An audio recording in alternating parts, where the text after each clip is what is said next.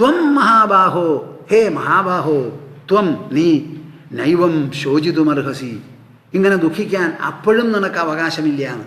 ആത്മാവ് എപ്പോഴും ശാശ്വതമാണ്, ഒറ്റയാണ്, രണ്ടില്ല, അതിന് ജനനമരണങ്ങളില്ല, അത് അജമാണ്, നിത്യമാണ് എന്നാണ് ഇത്രയും പറഞ്ഞത്. ഇനി അത് അങ്ങനെയല്ല. ഓരോ ശരീരം ജനിക്കുമ്പോഴും അത് ജനിക്കണു, ഓരോ ശരീരം വീഴുമ്പോഴും അത് വീണു. അങ്ങനെ വരുമ്പോഴോ ലോകത്തിലെ ആൾക്കാർ ജനിച്ചുകൊണ്ടും മരിച്ചുകൊണ്ടും ഇരിക്കും. ഞാനിങ്ങനെ സംസാരിച്ചുകൊണ്ടിരിക്കുന്നതിൻ്റെ ഇടയിൽ ഈ ലോകത്തിൽ എത്ര കുട്ടികൾ ജനിച്ചു കാണും? കുറേ കുട്ടികൾ ജനിച്ചു കാണും, കുറേ വൃദ്ധരോ അല്ലാത്തവരോ മരിച്ചും കാണില്ലേ? അപ്പം നിമിഷം തോറും ജനനവും മരണവും നടക്കുകയാണ് ഈ ഒരാത്മാവിന്. അപ്പോൾ ഒരു ആത്മാവിന് അനവധി ശരീരങ്ങളുണ്ട്. ചില ശരീരങ്ങൾ മരിക്കും, ചില ശരീരങ്ങൾ ജനിക്കും, ജനിച്ചത് വളരും, വളർന്നത് ക്ഷയിക്കും, ക്ഷയിച്ചത് വീഴും. അപകടത്തിലും ചിലതൊക്കെ ചെറുപ്പമായിരിക്കുമ്പോൾ മരിച്ചു എന്ന് വരാം. അങ്ങനെയാണ് നിരന്തരമായി ജനിക്കുന്നതും മരിക്കുന്നതുമായിട്ടാണ് നിനക്ക് തോന്നുന്നത് എന്നുണ്ടെങ്കിലോ അപ്പോഴും എനിക്ക് പറയാനുള്ളത് ജാതസ്യ ഹി ധ്രുവോ മൃത്യു ധ്രുവം ജന്മ മൃതസ്യ ച തസ്മാത് അപരിഹാര്യേർത്ഥേ നത്വം ശോചിതുമർഹസി. ജാതസ്യ ഹി ധ്രുവോ മൃത്യു. ജനനം മരണം എന്ന് പറയുന്നത് ദ്വന്ദ്വങ്ങളാണ്, ഇരട്ടകളാണ്. ഒന്ന് മറ്റൊന്നിനെ പൂരിപ്പിക്കുന്നതാണ്, പരസ്പര പൂരകങ്ങളാണ്. അപ്പം ജനനം, ഒരാൾ ജനിച്ചു എന്നുണ്ടെങ്കിലോ ധ്രുവോ മൃത്യു, ആ ആൾക്ക് മരണം സുനിശ്ചിതമാണ്, ഒഴിവാവാൻ പറ്റില്ല. ധ്രുവം ജന്മമൃതസ്യ ച, ഇനി മരിച്ചു കഴിഞ്ഞാലോ വേറെ ഒരു ശരീരം ഉണ്ടാവണം. അപ്പം എന്തു വന്നു? ജനിച്ചവൻ മരിക്കണം, മരിച്ചവൻ ജനിക്കും വേണം. ജനനം മരണത്തിലേക്ക് നയിക്കുന്നതാണ്, മരണമോ ജനനത്തിലേക്ക് നയിക്കുന്നതാണ്. ദുഃഖം സുഖത്തിലേക്ക് നയിക്കുന്നു, സുഖം ദുഃഖത്തിലേക്ക് നയിക്കുന്നു. അന്ധകാരം വെളിച്ചത്തിലേക്ക്, വെളിച്ചം അന്ധകാരത്തിലേക്ക്. അപ്പോൾ ഒരു പാരസ്പര്യവും അന്യോന്യത്വവും അതിനില്ലേ? ഉവ്വ്. അപ്പോൾ പിന്നെ എന്താ പേടിക്കാനുള്ളത്? തസ്മാത് അപരിഹാര്യേർത്ഥേ. അങ്ങനെ ധാരാളം ജനനങ്ങളും മരണങ്ങളും നടന്നുകൊണ്ടിരിക്കുന്നതാണ് ഈ ലോകമെന്നിരിക്കെ ആ ലോകത്തിൻ്റെ ഗതിയിൽ നമുക്ക് ഇടപെടാനോ ഒരു പരിഹാരം കണ്ടുപിടിക്കാനോ പറ്റുമോ? അതിനുള്ള ആവശ്യമുണ്ടോ? എന്തു പറയണു നിങ്ങളൊക്കെ? മറുപടി പറയണം. ചക്കയുടെ ഉള്ളെന്ന് ചൊള പറിച്ചെടുക്കുന്നത് മാതിരി എടുക്കുക ചെയ്യണത് സത്യം. പറഞ്ഞ് മനസ്സിലാക്കിക്കോളൂ നല്ലോണം. അങ്ങനെയാണെങ്കിൽ അത് ലോകത്തിൻ്റെ സ്വഭാവമാണല്ലോ. കാലത്ത് സൂര്യൻ ഉദിക്കണു, നിങ്ങൾ കരയാറുണ്ടോ? ഇല്ല. അസ്തമിക്കുമ്പോഴോ? അപ്പോഴും കരയാറില്ല. വൈകുന്നേരം കിടന്ന് ഉറങ്ങാറില്ലേ? ഉവ്വ്. പിന്നെയോ വെളുപ്പാൻ കാലത്ത് എണീക്കും. ഇതൊക്കെ ലോകത്തിൽ സഹജമായി നടക്കുന്നതാണ്. പലതും നടക്കുന്നത് പോലെ, സൂര്യാസ്തമനങ്ങളെപ്പോലെ, ചന്ദ്രൻ്റെ വൃദ്ധിക്ഷയങ്ങളെപ്പോലെ, അമാവാസി എന്ന് പറയുന്ന മരണം പോലെ നമുക്കും ഇതൊക്കെ നടക്കുന്നതാണ്. പ്രകൃതി ബഹുമുഖമാണ്, ബഹുമുഖമാണ്. ആ ബഹുമുഖമായിരിക്കുന്ന പ്രകൃതിയുടെ ഗതിവിഗതികളിൽപ്പെട്ട് ഈ ജീവരാശികൾ ജനിച്ചുകൊണ്ടും മരിച്ചുകൊണ്ടും ഇരിക്കും. ജനന മരണങ്ങൾക്ക് മധ്യത്തിലുള്ളതാണ് ഈ ജീവിതം. അതിലെന്തെങ്കിലും ഒന്ന് മാറ്റിവെക്കാൻ പറ്റുമോ? ഗർഭാധാനം ഒഴിവാക്കാൻ പറ്റുമോ? പറ്റില്ല. ഗർഭസ്ഥ ശിശു വളരില്ലേ? ഉവ്വ്. വളർന്ന ശിശു പുറത്തേക്ക് വരില്ലേ? വരും. പുറത്തു വന്ന ശിശുവോ? വളരും, വളരും, വളരും. അതിന് ഷർട്ടും പാൻറ്റും ഒക്കെ മാറ്റേണ്ടി വരും. ഒരേ ഷർട്ടും ഒരേ പാൻറ്റും ഒന്നും ആയാൽ പറ്റില്ല. പുതിയ പുതിയ അളവെടുക്കേണ്ടി വരും. ഇനി വയസ്സായി കുറച്ച് കഴിഞ്ഞാലോ മരിക്കണം. അപ്പം അതൊക്കെ പ്രകൃതിയുടെ സ്വഭാവവിശേഷത്തിൽപ്പെട്ടതാണ്. തസ്മാത് അപരിഹാര്യേർത്ഥേ. ഇത് പരിഹരിക്കാനായി ഒരാളും പുറപ്പെടേണ്ട ആവശ്യമില്ല. പുറപ്പെട്ടാൽ ഒട്ടും സാധിക്കില്ല. പ്രകൃതി തന്നെ ആലോചിച്ച് തീരുമാനിച്ച് നിലവിൽ നിർത്തിയിരിക്കുന്നതാണിത് മുഴുവനും. അതിൻ്റെ പാട്ടിൽ നടന്നോട്ടെ എന്ന് വിചാരിച്ച് നത്വം ശോചിതുമർഹസി. ഒരിക്കലും ദുഃഖിക്കാൻ അർഹതയില്ല അർജുന എന്ന് പറഞ്ഞ് മനസ്സിലാക്കി കൊടുക്കുന്നു. ഇപ്പോൾ ഇങ്ങനെ പറഞ്ഞപ്പോൾ ശങ്കരാചാര്യർ പ്രത്യേകിച്ചും പറയും, നിങ്ങൾ ഒരിക്കലും വിചാരിക്കരുത് കൃഷ്ണൻ ഇത് പൂർവപക്ഷം എതിർപ്പുന്നയിച്ച് അദ്ദേഹം പറഞ്ഞത് ശരിയാണെന്ന് സമർത്ഥിക്കാൻ വേണ്ടി ഒരു വിപരീത വശവും കൂടി ആർഗ്യൂ ചെയ്ത് ദൃഷ്ടാന്തമായിട്ട് കാണിച്ചു കൊടുക്കുകയാണ്.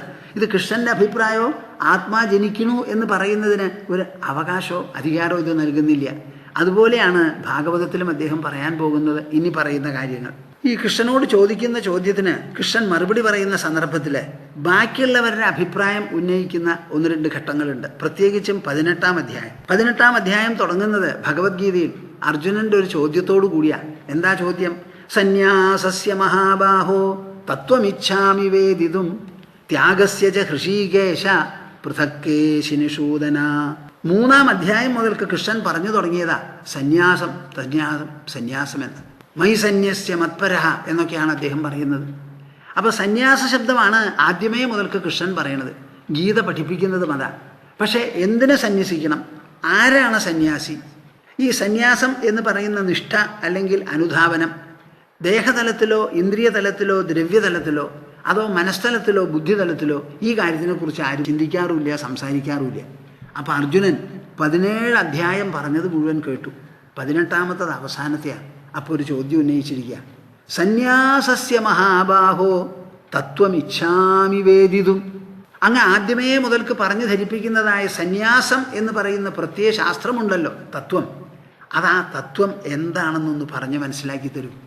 ഞാൻ മനസ്സിലാക്കിയിട്ടുണ്ട്, അങ്ങ് പറഞ്ഞത് കേൾക്കും ചെയ്തു. എന്നാലും നമ്മുടെ ഈ സംവാദം നിർത്തണമല്ലോ, നിർത്തിയിട്ട് നമുക്ക് യുദ്ധം തുടങ്ങണമല്ലോ. അതിനു മുൻപ് അവസാനമായിട്ടൊരു കൺഫർമേഷൻ ഒന്നും കൂടി ആയിക്കോട്ടെ, അപ്പോൾ എനിക്കൊരു ഉറപ്പ് കിട്ടും. അപ്പോൾ സന്യാസം എന്ന് പറയുന്ന ആ മഹത്തായിരിക്കുന്ന ആശയം, അതിൻ്റെ തത്വം എന്താ എന്നൊന്ന് പറഞ്ഞ് മനസ്സിലാക്കി തരൂ. അതേപോലെ ത്യാഗം എന്ന് പറയണത്, സന്യാസം എന്ന് പറഞ്ഞാൽ സമ്യക് നല്ലപോലെ ന്യസിക്ക വിടുക. ത്യാഗം എന്ന് പറഞ്ഞാലോ അതും ഉപേക്ഷിക്കല. ഇത് രണ്ടും തമ്മിൽ വല്ല വ്യത്യാസമുണ്ടോ അതോ ഒന്നോ? ഒന്നാണെങ്കിൽ എന്താണ് ശരിയായ സന്യാസം, എപ്പോഴാണത് സംഭവിക്കുക, ഇതൊക്കെ ഒന്ന് പറഞ്ഞു തരുമെന്ന് നിങ്ങൾ കേൾക്കണുണ്ടോ? അത് 18ാമത്തെ അധ്യായത്തിൽ അർജുനൻ ചോദിക്കുന്നതാ. നിങ്ങളുടെ മനസ്സിൽ എപ്പോഴെങ്കിലും ഇങ്ങനെ ഒരു ആലോചന വന്നിട്ടുണ്ടോ? ആരായി ചോദിക്കുന്നത്? 18 ദിവസം ഭയങ്കരവും ഘോരവുമായിരിക്കുന്ന യുദ്ധം പൊടി പാറ്റ് ചെയ്യാൻ പോകുന്ന അർജുനാ ചോദിക്കുന്നത്.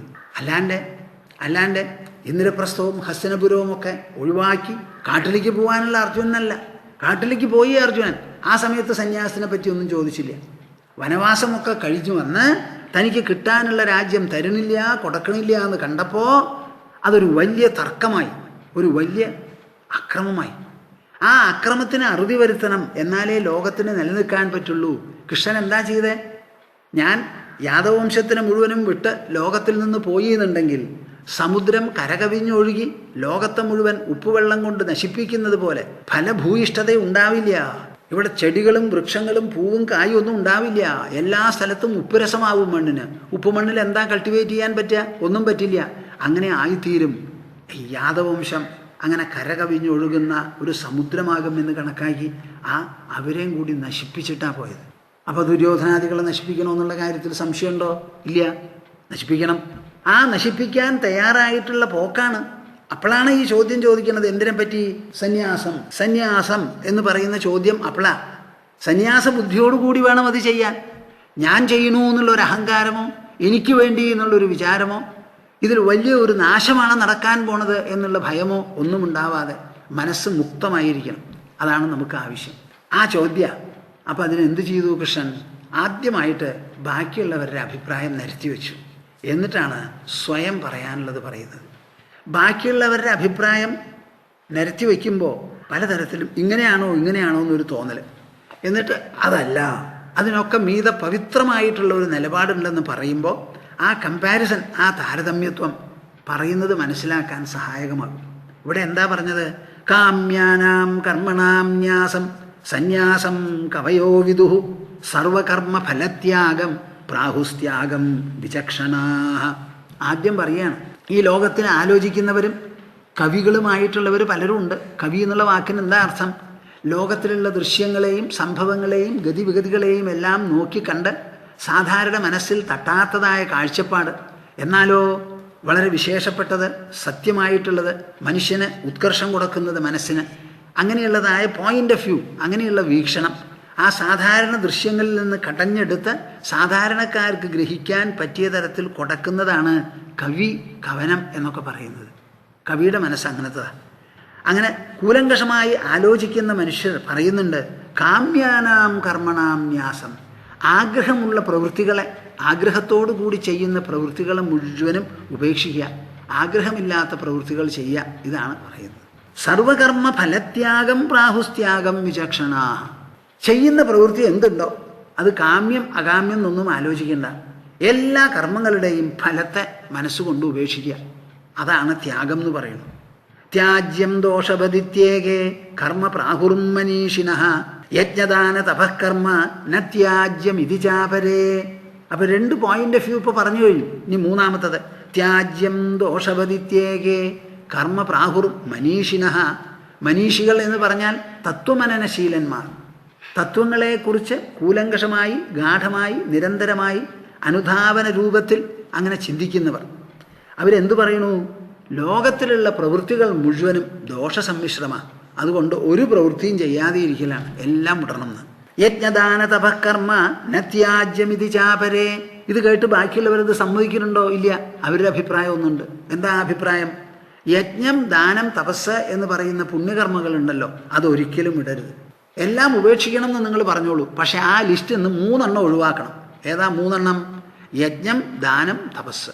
ഇത് 3 ഒഴിവാക്കണം എന്ന് പറയുന്നു. അപ്പം എത്രയായി ഇവിടെ അഭിപ്രായം? കാമ്യാനാം കർമ്മണാം ന്യാസം സന്യാസം കവയോ വിദുഹു. കാമ്യകർമ്മങ്ങൾ പരിത്യജിക്കുന്നതാണ് സന്യാസം എന്ന് കവികൾ പറയുന്നത് ഒരു പക്ഷം.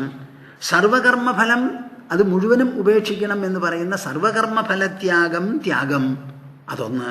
മൂന്നാമത്തതോ എല്ലാ കർമ്മങ്ങളും ദോഷകരമാണെന്ന് വിചാരിച്ച് ത്യാജ്യം ഉപേക്ഷിക്കണം എന്ന് പറയുന്നത് മൂന്നാമത്തത്. യജ്ഞദാന തപസ് അതിനിത് ബാധകല്ല, അത് ചെയ്യണം. അപ്പം 4 അഭിപ്രായം. പലരും ഭഗവത്ഗീതയുടെ 18-ാമത്തെ അധ്യായം കോട്ട് ചെയ്ത് ത്യാഗം എന്താ സന്യാസം എന്താ ചോദിച്ചാൽ ഈ ശ്ലോകങ്ങളാണ് പറയുക. ഞാൻ പലപ്പോഴും വിചാരിക്കും എന്ത് ഗീത വായനയാണാവോ ഇത്. ഇത് ശ്രീകൃഷ്ണൻ ഒരു പൂർവപക്ഷം മാതിരി അവിടെ പറഞ്ഞു ഒപ്പിക്കുകയാണ്. ഇത് കഴിഞ്ഞിട്ട് പറയാണ് നിശ്ചയം ശൃണുമേ തത്ര ത്യാഗേ ഭരതസത്തമ. ഈ 4 അർജുന കേട്ടുല്ലോ. ഇതാണ് മനുഷ്യർക്കെതിരുള്ള അഭിപ്രായം എന്ന്. ആ അഭിപ്രായങ്ങളെ നിരത്തിവെച്ച് അതോടുകൂടി താരതമ്യപ്പെടുത്തി ഞാൻ പറയാൻ പോവാണ്. ത്യാഗോ ഹി പുരുഷവ്യാഘ്ര ത്രിവിധ സംപ്രകീർത്തിത. എൻ്റെ ഉറച്ച അഭിപ്രായം. ഈ 4 ഞാനും കേട്ടിട്ടുണ്ട്. അവർ പറയുന്നത് ശരിയോ എന്ന് എൻ്റെ ബുദ്ധിയും പരിശോധിച്ചിട്ടുണ്ട്, പരിഗണിച്ചിട്ടുണ്ട്.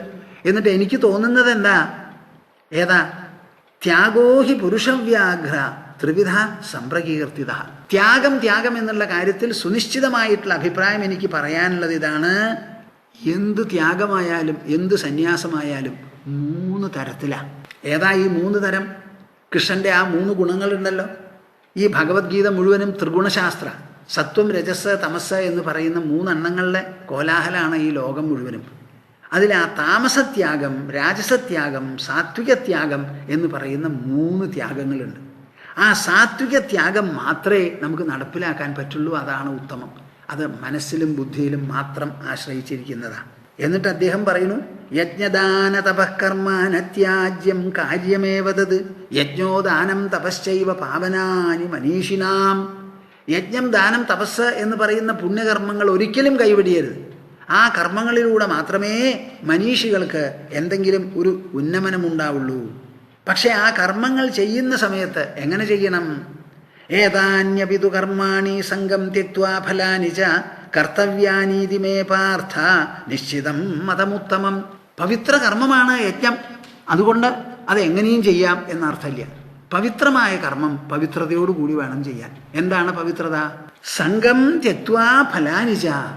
ആ പ്രവൃത്തി ചെയ്യുന്ന സമയത്ത് ഞാനോ ഒരു രാജസൂയയാഗം നടത്താൻ പോവാ, അശ്വമേധയാഗം നടത്തി, ഈ അഭിമാനവും അഹങ്കാരവും ഒന്നും പാടില്ല. പുണ്യകർമ്മം ചെയ്തു, ലോകത്തിന് എല്ലാറ്റിനും ഉപകാരമാവട്ടെ എന്ന് വിചാരിച്ച് ചെയ്തതാ എന്നൊരു ധാരണയല്ലാതെ കർത്തൃഭാവത്തോടുകൂടി ഞാൻ ചെയ്യണു എന്നൊരു അഭിമാനമോ അതിൽ നിന്ന് ഇന്ന ഫലം എനിക്ക് വേണമെന്നൊരു തോന്നലോ ഇല്ലാതെ കർത്തൃത്വവും ഭോക്തൃത്വവും ഒക്കെ വിട്ടുവേണം ഈ പുണ്യകർമ്മങ്ങൾ ചെയ്യാൻ. അതല്ലെങ്കിലോ അതും ബന്ധനഹേതുവാണ്. എന്താ അവിടെ ബന്ധനഹേതു? യജ്ഞാർത്ഥാത് കർമ്മണോന്യത്ര ലോകോയം കർമ്മബന്ധന തദർത്ഥം കർമ്മ കൗന്ദേയ മുക്തസംഗസമാചര. ഈ ലോകത്തിൽ എന്ത് പ്രവൃത്തിയാണെങ്കിലും അത് ബന്ധനത്തിന് കാരണമാണ്. ബന്ധനം ഒഴിവാക്കണമെങ്കിൽ മുക്തസംഗനായിട്ട് വേണം ചെയ്യാൻ. അപ്പോൾ യജ്ഞം, ദാനം, തപസ് എന്ന് പറയുന്നതും നിങ്ങളെല്ലാവരും കൂടി കാശി വിശ്വനാഥനെ കാണാൻ പോയി ഗംഗാസ്ഥാനത്തിന് പോയി എന്നിരിക്കട്ടെ, വളരെ കാലമായിട്ട് കാത്തു നോറ്റിരിക്കുന്നതാണ്. അത് പോയി വന്നു. അതേ ഞാൻ കാശിക്ക് പോയേ, ആർക്കും പറ്റില്ല, എനിക്ക് പറ്റി എന്നുള്ളൊരു അഭിമാനമാണ് കാശി യാത്രയെക്കുറിച്ച് നിങ്ങളുടെ അടുത്ത് ഉള്ളതെന്നുണ്ടെങ്കിലോ പോയി പോയി പോയി അതൊക്കെ അങ്ങോട്ട് വിട്ട് കളയണം. പുണ്യകർമ്മമാണെന്ന് വിചാരിച്ച് എല്ലാവരും പോണു. ഞാനും പോയിട്ട് വന്നു, ഈശ്വരാനുഗ്രഹം കൊണ്ട് പോയി, കുളിച്ചു, തൊഴുതു, നമസ്കരിച്ചു വന്നു, എന്നെ കൊണ്ടാകാവുന്നതൊക്കെ ചെയ്തു, പൂർവികർക്ക് വേണ്ടി മനസ്സിൽ ചില പ്രാർത്ഥനകളൊക്കെ ഉണ്ടായി എന്ന് പറഞ്ഞ് അങ്ങനെ ഒതുങ്ങിയിരിക്കുക. എന്ത് പ്രവൃത്തിയെക്കുറിച്ചും മനസ്സിൽ കർത്തൃത്വോ ഭോക്തൃത്വോ വന്നാൽ അത് ബന്ധനഹേതുവാണെന്ന്. ഇത്രയും ഞാൻ പറഞ്ഞത് എന്തിനാ? ഇനി കൃഷ്ണൻ പറയാൻ പോവാണ്. അഥൈഷാം കർമ്മകർത്തॄണാം ഭോക്തॄണാം സുഖദുഃഖയോഹോ നാനാത്വം അഥ നിത്യത്വം ലോകകാലാഗമാത്മനാം മന്യസേ സർവഭാവാനാം സംസ്ഥാഹ്യൗത്പത്തികീ യഥാ തത്തദാകൃതിഭേദേന ജായത്തെ ഭിദ്യത്തെ ച ധീഃ. ഇതെങ്ങനെയാ? നിങ്ങളൊക്കെ ശ്രദ്ധിച്ചു കേൾക്കുമോ? അഥ പോട്ടെ, ഞാനിവിടെ എന്താ പറഞ്ഞത്? വൈശാരദീസ അതിവിശുദ്ധ ബുദ്ധി. നിങ്ങളുടെ ബുദ്ധി അതിശുദ്ധമാവണം, അത് വളരെ കുശലവുമാവണം, അത് ആത്മാഭിമുഖമായി തീരണം. ഞാൻ എന്ന് പറയുന്ന വാക്കുകൊണ്ട് സൂചിപ്പിക്കുന്നതായ അന്തസ്സത്തയെ ഗ്രഹിക്കാൻ പറ്റിയ തരത്തിലുള്ള ഒരു പ്രയത്നം അത് ഏറ്റെടുക്കണം. അപ്പോൾ ഇത് മുഴുവനും ജ്ഞാനമാണ്, ഇത് മുഴുവനും ബുദ്ധി കൊണ്ട് സാധിക്കേണ്ടതായ ഒരു പ്രവൃത്തിയാണ്. അപ്പം അധ്യാത്മ സാധന ബുദ്ധിഗതമാണ്, മനോഗതമാണ്. അതല്ല വേദത്തിൽ വിധിച്ചിട്ടുള്ള പല വിധികളും ഉണ്ട് എന്ന് പറയുന്നവരുണ്ടല്ലോ. ഈ ലോകത്തിൽ വേദങ്ങളിൽ 2 ഭാഗമാണ്.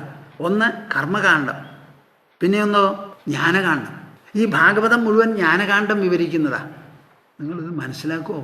പരീക്ഷിത്ത് അവിടെ ഇരുന്ന് എന്താ ചെയ്യുന്നത്? വലിയൊരു മഹാപാപം അദ്ദേഹം ചെയ്തത്. എന്താ മഹാപാപം? ശമീക മഹർഷിയുടെ കഴുത്തിൽ അദ്ദേഹം ധ്യാനമഗ്നനായിരിക്കുമ്പോൾ, സമാധിസ്ഥനായിട്ടിരിക്കുമ്പോൾ ഒരു ചെത്ത പാമ്പിനെ കൊണ്ടിട്ടത് മതിയോ? ഒരു ശിക്ഷയായിട്ടാണ് അദ്ദേഹം ചെയ്തത്. എന്താ? ദാഹിച്ചവിടെ ചെന്നപ്പോൾ തനിക്ക് വെള്ളം തന്നില്ല എന്നുള്ള കുറ്റം ആരോപിച്ചുകൊണ്ട് കോപാക്രാന്തനായി ചെയ്ത ഒരു വലിയ കടുങ്കയ്യാണ് ആ മഹാപാപം. ആ മഹാപാപത്തിൻ്റെ ഫലമാണ് 7-ാം ദിവസം തക്ഷകൻ്റെ ദംശനം. അതിൽ നിന്ന് രക്ഷപ്പെടണം എന്ന് വിചാരിച്ചിട്ടാണ് ഇപ്പോൾ അവിടെ ഇരിക്കുന്നത്. അപ്പോൾ പരീക്ഷിത്ത് ആവശ്യപ്പെടുന്നത് എന്താ? ഏറ്റവും പുണ്യമായിരിക്കുന്ന ഒരു കർമ്മമാണ്. അശ്വമേധയാഗം പോലും അവിടെ പരീക്ഷത്തിന് ഉതകില്ല. അത്ര വലിയ ഒരു പുണ്യകർമ്മമാണ്. എന്താ പുണ്യകർമ്മം? ശുഗമഹർഷി ഇങ്ങനെ പറയണു തത്വങ്ങൾ, അത് പരീക്ഷിത്ത് ഇങ്ങനെ കേൾക്കണു. അവിടെ ജ്ഞാനമല്ലാതെ വല്ലതും ഉണ്ടോ? അവിടെ ഹോമകുണ്ടുണ്ടോ? ഋത്വിക്കുകൾ വന്നിട്ടുണ്ടോ? എത്ര ദ്രവ്യങ്ങളുണ്ട് അവിടെ സമർപ്പണത്തിന് ഉപഹാരമായി കൊടുക്കാൻ? ഒന്നുമില്ല. പരീക്ഷിത്ത് പച്ചവെള്ളം കഴിക്കുന്നില്ല, ശ്വാസോച്ഛ്വാസം മാത്രമേ ഉള്ളൂ, ആഹാരമില്ല കനപ്പെട്ടത്. ശുഗമഹർഷി വല്ലതും കഴിക്കുന്നുണ്ടാവും. അദ്ദേഹം ഇങ്ങനെ വാതോരാതെ പറയണു, പരീക്ഷിത്ത് ഇങ്ങനെ കേൾക്കണു. അവർ 2 പേരും തമ്മിൽ ഇവിടെ കൃഷ്ണൻ പറഞ്ഞ മാതിരി ആചാര്യനാണ് അത് മുകൾ ഭാഗത്തുള്ള അരണി, അന്തേവാസി ശിഷ്യനാണ് ചോട്ടിലുള്ളത്. ആ മുകളിലുള്ളത് കടന്ന് തിരിഞ്ഞാൽ ചോട്ടിലുള്ളതിലാണ് തീ പിടിച്ച് അതാണ് എടുത്ത് മാറ്റിവെക്കുക. അപ്പോൾ ശിഷ്യൻ്റെ മനസ്സിലാണല്ലോ ഈ അഗ്നിജ്വലനം നടക്കേണ്ടത്, ജ്ഞാനജ്വലനം. അപ്പോൾ പരീക്ഷിത്ത് അവിടെ ഇരുന്ന് കേൾക്കണേ ഉള്ളൂ. കേട്ടിട്ട് ശുഗമഹർഷി പറയുന്നു, പരീക്ഷിത്ത് കേൾക്കണു. കേട്ട് ശരീരത്തിൽ ആ ജ്ഞാനാഗ്നി പ്രവേശിച്ച് അത് വളരെയധികം ജ്വലിക്കാൻ തുടങ്ങണം. ആ ജ്വലിക്കുന്നതിൽ പരീക്ഷത്തിൻ്റെ സർവ്വ പാപങ്ങളും തീർന്ന് അവസാനം തക്ഷകൻ വന്ന് കടിക്കുന്നതിന് മുൻപ് അതിൽ നിന്നൊരു തീ ഉണ്ടാവും, ബാഹ്യതീ. അതിൽ ശരീരം വെന്തുപോകുന്ന വർത്തമാനം പരീക്ഷിത്ത് അറിയരുത്. അവിടെ ശമീക മഹർഷിക്ക് എന്താ സംഭവിച്ചത്? പരീക്ഷിത്ത് പോയപ്പോൾ വന്നതും അറിഞ്ഞില്ല, ദാഹവും അറിഞ്ഞില്ല, വെള്ളം കൊടുക്കേണ്ട കാര്യവും അറിഞ്ഞില്ല. ഇവിടെ ജീവിച്ചിരിക്കുന്ന പാമ്പ് വരുന്ന സമയത്ത് ഒന്നും അറിയാതെ പരീക്ഷത്തിലിരിക്കണം. അപ്പോൾ ശമീക മഹർഷിയിൽ കുറ്റം കണ്ട പരീക്ഷിത്ത് ആ ശമീക മഹർഷിയുടെ അന്തർലീനതയാണ് ഇവിടെ ആവശ്യപ്പെടുന്നത്. തക്ഷകൻ വന്ന് കടിക്കുന്നതിന് മുൻപ് ആ വൈരുദ്ധ്യം നോക്കിക്കോളൂ. അതിന് പരീക്ഷിത്ത് എന്താ ചെയ്യുന്നത്? സർവ്വപാപങ്ങളും നീങ്ങിക്കിട്ടാൻ, താനൊരു പുണ്യമൂർത്തിയായി തീരാൻ ആശ്രയിച്ചിരിക്കുന്നത് എന്താ? ശുഗമഹർഷി പറയുന്നത് ഒന്നുപോലും വിടാതെ കേട്ട് ഗ്രഹിക്കുക. ഈ കേൾക്കണത് ആരാ? മനസ്സ്. ഗ്രഹിക്കണത് ആരാ? ബുദ്ധി. അപ്പോൾ ഇത് മനസ്സുകൊണ്ടും ബുദ്ധി കൊണ്ടും ചെയ്യുന്ന ഒരു നിഷ്ഠയാണല്ലോ ഇത്. ഇതാണ് ശ്രീകൃഷ്ണൻ ഉറപ്പിച്ച് പറഞ്ഞിരിക്കുന്നത്. അങ്ങനെ മനസ്സിലും ബുദ്ധിയിലും മാത്രം നിർഭരമായിരിക്കുന്ന ഒരു നിഷ്ഠ കൊണ്ട് മാത്രമേ ഇത് കയ്യിലാവുള്ളൂ. എന്നാൽ ഈ വേദങ്ങൾ കർമ്മകാന്ഡം എന്നൊരു കർമ്മകാന്ഡമുണ്ട്, അതിന് വിപരീതമായൊരു ജ്ഞാനകാന്ഡമുണ്ട്. ജ്ഞാനകാന്ഡത്തിലാണ് ഉപനിഷത്തും ആത്മാവും ശ്രവണം മനനം നിധിധ്യാസനം എന്ന് പറയുന്ന 3 സാധനാക്രമങ്ങളും. കർമ്മകാന്ഡത്തിലോ അഗ്നി ജ്വലിപ്പിച്ച് നിത്യകർമ്മങ്ങൾ ചെയ്യുക, വിശേഷകർമ്മങ്ങൾ ചെയ്യുക, വിറക് മുതലായിട്ടുള്ളതൊക്കെ സംഭരിക്കുക, വളരെ വിലപ്പിടിച്ച സാധനങ്ങളടക്കം അതിൽ ഹോമിക്കുക, എന്തായാലും നെയ്യ് വേണം, ഹവിസ് വേണം എന്നുള്ളത് തീർച്ച, ചമതയും വേണം. ഇതൊക്കെ ചെയ്യേണ്ട ഒരു ആവശ്യമുണ്ട് ഹോമകുണ്ടത്തിൽ. അപ്പം അതൊക്കെ കർമ്മപ്രധാനമാണ്. ആ കർമ്മപ്രധാനമായിട്ടുള്ള കാര്യങ്ങളെ കൊണ്ട് എന്തെങ്കിലും നേടാൻ പറ്റുമോ എന്ന് നിങ്ങൾ പറയുകയാണെങ്കിൽ എന്ന് പറഞ്ഞിട്ടുള്ള ഒരു പൂർവപക്ഷമാണ്. അഥൈഷാം കർമ്മകർത്തॄണാം ഭോക്തॄണാം സുഖദുഃഖയോഹോ നാനാത്വമഥ നിത്യത്വം ലോകകാലാഗമാത്മനാം. ഈ മീമാംസകർ ആണ് പറയുക. 2 മീമാംസ, പൂർവമീമാംസ, ഉത്തരമീമാംസ എന്ന് പറയും. നമ്മുടെ വേദാന്തം മുഴുവനും ഉത്തരമീമാംസയാണ്. പൂർവമീമാംസ എന്ന് പറയുന്നതോ വേദത്തിലുള്ള കർമ്മകാണ്ഡം മുഴുവനും. അതിനുള്ള സൂത്രങ്ങളാണ് ജൈമിനി മഹർഷി എഴുതിയിരിക്കുന്നത്. ബാദരായണൻ എഴുതിയിട്ടുള്ള ബ്രഹ്മസൂത്രമുണ്ടല്ലോ, അത് ജ്ഞാനകാണ്ഡത്തിനെ സംബന്ധിച്ചാണ്. അപ്പം ഈ ജൈമിനി പറയുന്നത് മാതിരി വേദം വിധിച്ചിട്ടുള്ള കർമ്മങ്ങളൊക്കെ ചെയ്യാം. ആ കർമ്മങ്ങൾക്ക് അതതിൻ്റേതായ ഫലമുണ്ട്. വേദങ്ങളാണ് ആ കർമ്മം വിധിച്ചിരിക്കുന്നത്. ഞങ്ങൾക്ക് ആ വേദം വിധിച്ചു എന്നുള്ളത് മാത്രം മതി. അപ്പം മീമാംസകന്മാർ രണ്ട് തരത്തിലാണ് കർമ്മകാണ്ഡികൾ. സേശ്വര മീമാംസകന്മാർ, നിരീശ്വര മീമാംസകന്മാർ എന്ന് രണ്ട് തരമുണ്ട്. നിങ്ങളിത് കേട്ടിട്ടുണ്ടാവില്ല ഒരു പക്ഷേ. വേദം വേണ്ടതുപോലെ വായിച്ച് അനുസരിക്കുന്ന വൈദികന്മാരുണ്ടല്ലോ, അവരിൽ കാര്യമായിട്ടൊരു അഭിപ്രായമുള്ളത് എന്താ? ഈശ്വരൻ എന്നൊരു സങ്കല്പം തന്നെ അവർക്ക് വേണ്ട. എന്താ കാരണം? ശബ്ദമാണ് അവർക്ക് പ്രമാണം. ആ പൗരുഷേയമാണ് വേദം, മനുഷ്യനിൽ നിന്ന് നിർഗളിച്ചതല്ല. ആ വേദം ഇന്ദ്രായ ഇദം നമമ എന്ന് പറഞ്ഞ് അഗ്നിയിൽ ഹോമിക്കുന്ന സമയത്ത് ആ ഹോമിക്കുന്ന ദ്രവ്യം അഗ്നിയിൽ ചെന്ന് വീണ് അത് അപൂർവം എന്ന് പറയുന്ന ഒരു പരിണാമം അതിൽ വന്ന് അതിൻ്റെ ഫലമായി അവിടെ പറഞ്ഞിട്ടുള്ളതായ ഫലം നമുക്ക് കിട്ടും. വാസ്തവത്തിൽ ഒരു ഇന്ദ്രൻ ഉണ്ടോ എന്ന് ഞങ്ങൾക്ക് അറിയണ്ടാന്ന്. ഇവിടെ ചെയ്യുന്നതാരാ? ഞങ്ങളാ. ഹോമിക്കുന്നതോ അഗ്നിയിലും. അതിൽ ഞങ്ങളുടെ സങ്കല്പം എന്താ? ഇത് ഇന്ദ്രനാണ്, എനിക്കല്ല എന്ന് പറഞ്ഞ് ഹോമിച്ചു. അപ്പം എൻ്റെ സങ്കല്പം കൊണ്ട് ആ ഇന്ദ്രൻ എന്ന് പറയുന്ന ആ ശക്തിയോ ആ സ്വീകരണമോ എന്താണെന്ന് വെച്ചാൽ അതങ്ങോട്ട് നടക്കും. അതിൽ വേറെ ഒരാൾ ഇടപെടണ്ട. ഒരു കർമ്മം ചെയ്താൽ അതിന് ഫലമുണ്ടല്ലോ. ലൗകികത്തിലും അതല്ലേ, വൈദികത്തിലും ഈ കർമ്മം ചെയ്താൽ അതിന് ഫലം ഉണ്ടാവും. അപ്പം അവിടെ ഇന്ദ്രൻ ഉണ്ടെന്നൊന്നും ഞങ്ങൾ അറിയണ്ട. ഒരു ഈശ്വരനും ഇവിടെ വേണ്ട. നാം ചെയ്യുന്ന കർമ്മങ്ങൾ, ആ കർമ്മത്തിന് പരിഭാഗം വന്ന് നമുക്ക് എന്തുണ്ടാവും? ഫലം സിദ്ധിക്കും. കർമ്മം തന്നെ പരിണമിച്ചുണ്ടാവുന്നതാണ് ഫലം. അപ്പം ഞാൻ ചെയ്യുന്ന പുണ്യകർമ്മം, ഇന്ദ്രന് നൽകിയിട്ടുള്ള സമർപ്പണങ്ങൾ മുഴുവൻ, ആ സമർപ്പണത്തിൻ്റെ ഒരു ശക്തി ഉണ്ടല്ലോ, അന്തർഗതമായ ശക്തി, അത് തന്നെയാണ് എനിക്ക് ഫലം തരുന്നത്. അവിടെ ഒരു ഇന്ദ്രൻ്റെ ആവശ്യമില്ല, ഒരു വരുണൻ്റെ ആവശ്യമില്ല, ഈശ്വരനെ പോലും ആവശ്യമില്ല. ഇതാണ് നിരീശ്വര മീമാംസകന്മാർ പറയുന്നത്. കേൾക്കുന്നുണ്ടോ നിങ്ങൾ? നമ്മുടെ രാജ്യം വളരെ വിശേഷപ്പെട്ടതാണ്. അവരുടെ ആ ഭക്തി വിശ്വാസം എത്രയുണ്ടെന്ന് നിങ്ങൾ വിചാരിച്ചോളൂ. വേദം ഞങ്ങൾക്ക് പ്രമാണമാണ്. ആ വേദവാക്കാണ് ഇവിടെ പ്രമാണം. ആ വാക്കിനപ്പുറത്ത് ഒന്നുമില്ല. ആ വേദം പറയണു, ഹോമിക്കൂ, പുത്രകാമേഷ്ടി യാഗം നടത്തൂ, പുത്രനുണ്ടാവും. അശ്വമേധ യാഗം നടത്തൂ, വലിയ പുണ്യഫലമായി. ആ പറയണത് അങ്ങോട്ട് കേട്ട് ഞങ്ങൾ നടത്തി. ആ നടത്തിയത് കൊണ്ട് ഞങ്ങൾക്ക് ഫലം ഉണ്ടാവും. അവിടെ വേറെ ഒരു ഈശ്വരനോ ഇന്ദ്രചന്ദ്രാദികളോ ആവശ്യമില്ല. ഇനി സേശ്വര മീമാംസകന്മാരെങ്ങനെയാ? അവർ ഈശ്വരനെയും വിശ്വസിക്കും. ഞങ്ങൾ പുണ്യകർമ്മം ചെയ്യണം, ആ ചെയ്യുന്ന കർമ്മത്തിന് ഈശ്വരൻ സാക്ഷി നിർത്തി അദ്ദേഹം ഞങ്ങൾക്ക് പുണ്യഫലം തന്നോളും എന്ന് പറയുന്നവരാ. ഇങ്ങനെ രണ്ട് പക്ഷക്കാരാ. അവരുടെ അഭിപ്രായത്തിൽ ഈ ആത്മാ ഒന്നൊന്നുമല്ല, അനവധി ആത്മാക്കളാണ്. നിങ്ങൾ പറയണതൊക്കെ വിഡ്ഢിത്ത. എത്ര ശരീരങ്ങളുണ്ടോ അത്ര ഞാനുണ്ട്.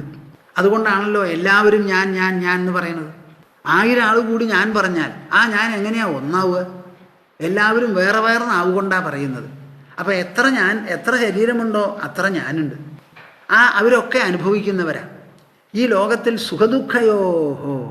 സുഖദുഃഖയോഹോ ഈ ലോകത്തിൽ ജീവിക്കുന്ന സമയത്ത് നമുക്ക് പല വിധത്തിലുള്ള അനുഭവമുണ്ട്. കാണാൻ അനവധി നിറങ്ങളുണ്ട്, ആകൃതികളുണ്ട്. കേൾക്കാൻ പല വിധത്തിലുള്ള ശബ്ദങ്ങളുണ്ട്. രുചിക്കാൻ പല വിധത്തിലുള്ള ഭക്ഷണങ്ങളും രസങ്ങളുമുണ്ട്. ഘ്രാണിക്കാനുമുണ്ട് മണങ്ങൾ, തൊട്ടു നോക്കാനുമുണ്ട് സ്പർശങ്ങൾ. ഇതൊക്കെ പ്രകൃതിയിൽപ്പെട്ടതാ. ഇതൊക്കെ അനുഭവിക്കാനാ. ഇത് അനുഭവിക്കരുതെന്ന് നിങ്ങൾ പറഞ്ഞാൽ അത് ശരിയാവില്ല. നിങ്ങൾ പറയണത് എന്താ? അഥൈഷാം കർമ്മകർത്തൃണാം ഭോക്തൃണാം സുഖദുഃഖയോഹോ. ഈ പറയുന്ന കൂട്ടര് കർമ്മകർത്തൃണാം, വിവിധ കർമ്മങ്ങൾ ചെയ്യുന്നവർ, ഭോക്തൃണാം സുഖദുഃഖയോഹോ, തന്മൂലമുണ്ടാവുന്ന സുഖദുഃഖങ്ങൾ അനുഭവിക്കുന്ന ഭോക്താക്കൾ, നാനാത്വമഥ നിത്യത്വം, ഇവയൊക്കെ വിവിധമാണ്, അനേകമാണ്. ആ അനേകവും വിവിധവുമായി അവർ ദീർഘകാലം തുടരും തുടരും തുടരും തുടരും. ദീർഘകാലം തുടരുന്നതിൻ്റെ ലക്ഷണം എന്താ? നമ്മളൊക്കെ ഭൂമിയിലാണ് ജീവിക്കുന്നത്. ഈ ഭൂമി എന്നുണ്ടായി എന്ന് പറയാൻ ഏതെങ്കിലും ഒരു മനുഷ്യനുണ്ടോ? നിങ്ങളുടെ കാലത്ത് ജനിച്ചതല്ലല്ലോ ഇത്. അല്ല. നിങ്ങളുടെ മുത്തശ്ശൻ്റെ കാലത്ത് ജനിച്ചതാണോ? അല്ല. ഏത് കാലത്ത് ജനിച്ചതാ? എല്ലാവരും ഈ ഭൂമിയിലാണല്ലോ ഇരിക്കുന്നത്. നമ്മളെ ചുറ്റി വായുവില്ലേ? ഋതുഭേദങ്ങളില്ലേ? സൂര്യൻ ഉദിച്ച് അസ്തമിക്കാൻ തുടങ്ങിയിട്ട് കാലം എത്രയായി? ഈ കണ്ട കാലം. നിങ്ങൾ പറയാം ഇത് നശ്വരമാണെന്ന്, മാറ്റമുള്ളതാണെന്ന്. എന്നാൽ ആ മാറ്റത്തോടു കൂടി അവർക്കൊരു നൈരന്തര്യം കാണുന്നുണ്ടല്ലോ. ഈ ഭൂമിയുടെ ആയുസ് എത്രയാ? 450 കോടി വർഷങ്ങളായി എന്നാണ് ശാസ്ത്രജ്ഞന്മാർ പറയുന്നത്. 450 കോടി വർഷങ്ങളായി. ഈ ലോകത്തിൻ്റെയും വിശ്വത്തിൻ്റെയും ആയസ് എത്രയാ? 1500 കോടിയായി വിശ്വത്തിന്. കേൾക്കുന്നുണ്ടോ നിങ്ങൾ? ഈ 1500-ന് മുൻപും ഒരു 2000-ന് ശേഷവും ഇത് ഇല്ലാതിരിക്കാം. പക്ഷേ നമ്മെ സംബന്ധിച്ചിടത്തോളം ഈ നൈരന്തര്യം വളരെ ക്ലിയറാണ്. ഏതുപോലെ? ഔത്പത്തികീയഥ എന്നാണ് പറയുന്നത്. ഏതെങ്കിലും ഒരു സാധനം ഉദ്ഭവിച്ചു, ആ ഉദ്ഭവത്തെ തുടർന്ന് അത് നിലനിൽക്കുന്നുണ്ടല്ലോ. ആ നിലനിൽപ്പ് എൻ്റെ അച്ഛൻ നിലനിന്നു, അച്ഛൻ്റെ അച്ഛൻ നിലനിന്നു, അച്ഛൻ്റെ അച്ഛൻ്റെ അച്ഛൻ നിലനിന്നു. ഇവരൊക്കെ നിലനിന്നത് കൊണ്ടാണ് നമ്മളും നിലനിൽക്കുന്നത്. ഒരു 60, 80, 90, 100 കൊല്ലം ജീവിച്ചാൽ പോരാന്നാ പറയുന്നത്. ആ 100 കൊല്ലം ഞങ്ങൾക്ക് സുഖദുഃഖം അനുഭവിച്ചൂടെ? 100 കൊല്ലം ഞങ്ങൾക്ക് കർമ്മം ചെയ്തൂടെ? ഞങ്ങളുടെ അഭിലാഷങ്ങൾ പിന്തുടർന്നൂടെ?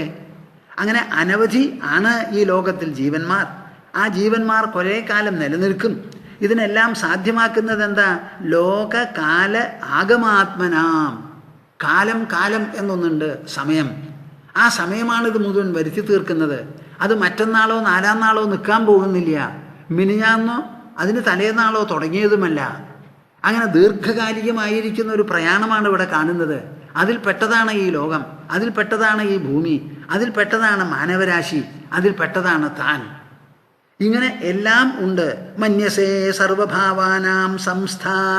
അതുകൊണ്ട് നിങ്ങൾ ഈ പറയുന്നത് പോലെ നശ്വരം നശ്വരം എന്ന് പറഞ്ഞ് തള്ളിക്കളയേണ്ട ആവശ്യമില്ല. ഇവിടെ സൂര്യൻ നശിച്ചത് ആർക്കെങ്കിലും അറിയോ? ചന്ദ്രനില്ലാതെയായത് ആർക്കെങ്കിലും അറിയോ?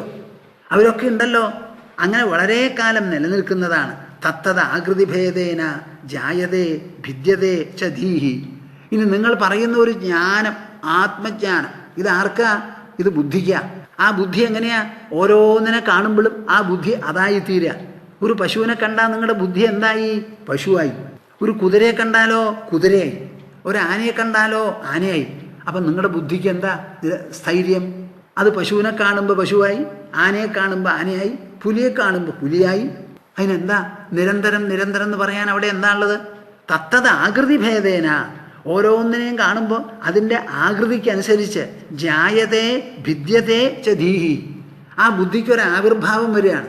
അത് മുഴുവൻ മനസ്സിൽ ഓർമ്മയായിട്ട് നിൽക്കണമുണ്ട്. അപ്പം നിങ്ങൾ ഈ പറയുന്ന ഏകാത്മകത എവിടെയായി ജ്ഞാനത്തിന്? അതാണ് അവർ ഉത്തരമീമാംസകരോട് ചോദിക്കുന്നത്. നിങ്ങളിത് മനസ്സിലാക്കുന്നുണ്ടോ?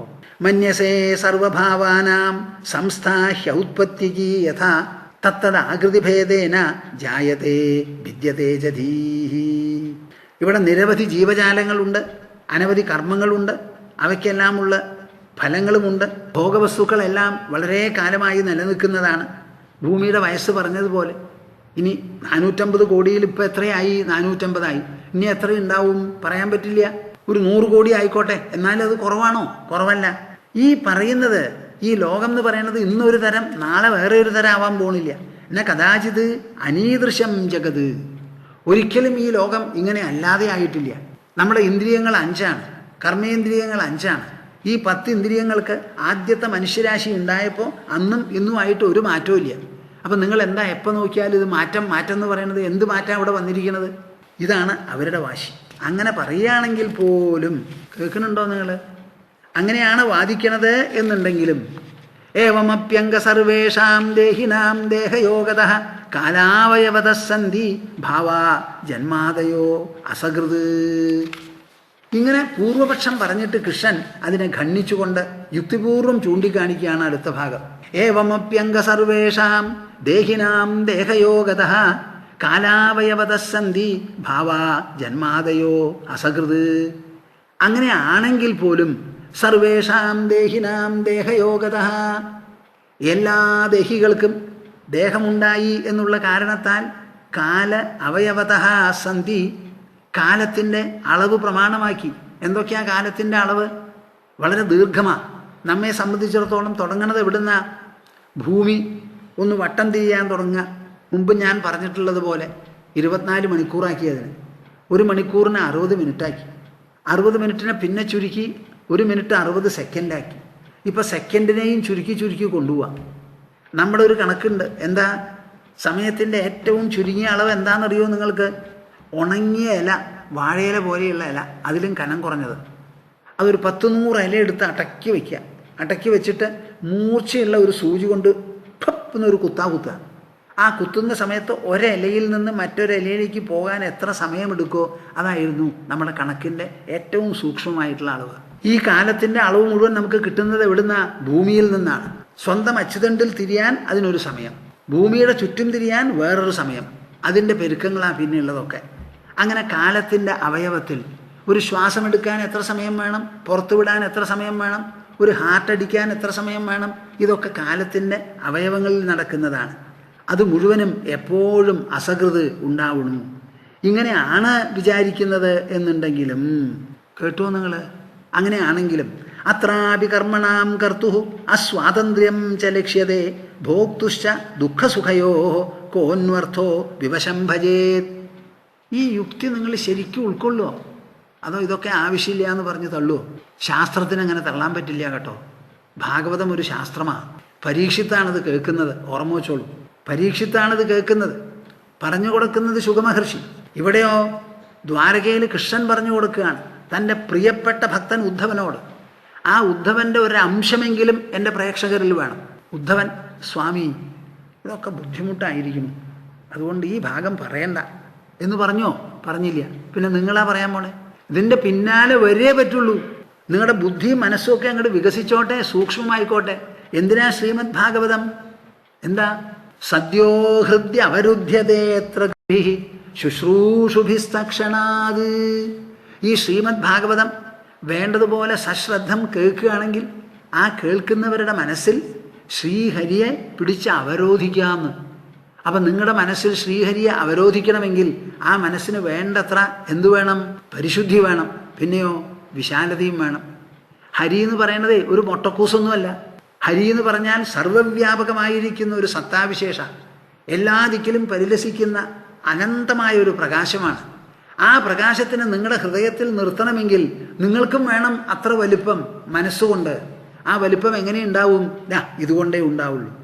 അത്രാപി കർമ്മണാം കർത്തുഃ അസ്വാതന്ത്ര്യം ച ലക്ഷ്യതേ. നിങ്ങൾ ഈ പറയണതൊക്കെ ഞാൻ വകവെച്ച് തന്നു എന്നിരിക്കട്ടെ, എന്നാലും ഈ കർമ്മം ചെയ്യുന്നവർ സ്വതന്ത്രന്മാരാണോ? അല്ലല്ലോ. അവർക്ക് എവിടെയാ സ്വാതന്ത്ര്യം? അവരുടെ ശരീരത്തിൽ ശ്വാസോച്ഛ്വാസം നടക്കും.